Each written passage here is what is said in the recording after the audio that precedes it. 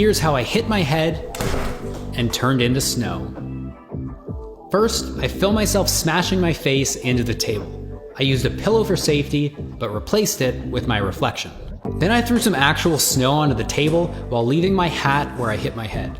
I stacked all of those elements on top of each other. This video works pretty well as a direct cut, but I added in some sneaky hat positions to make this cut butter smooth. If your eye has something to follow, you won't notice the editing. To prove this point, here's my failed first attempt without the hat. Lastly, I was a good boy and cleaned up all the snow. Movie magic. Here's how I fell and turned into a banana. The first thing I did was change into my favorite yellow outfit. I started the trick with a fake camera adjustment so that you'd understand the perspective of the tabletop in the foreground. Then I did my best impression of a falling banana. Safety first. Then after about 100 attempts to roll a banana, I finally got a good one and lined it up with my fall. You can see me reaching out to catch my fall, so I needed to replace those hands. The blend was fairly simple, and I basically just smeared my dark hat into the dark tip of the banana.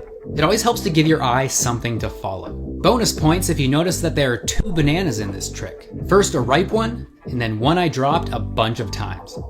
Movie magic. Here's how I made myself jump and turn into a pumpkin.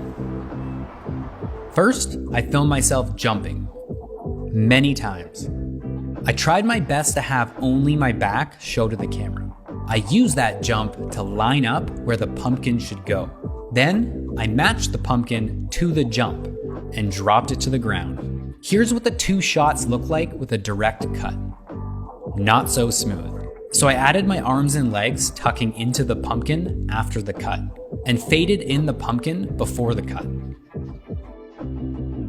It's important that your eye can follow something like my feet during the transition.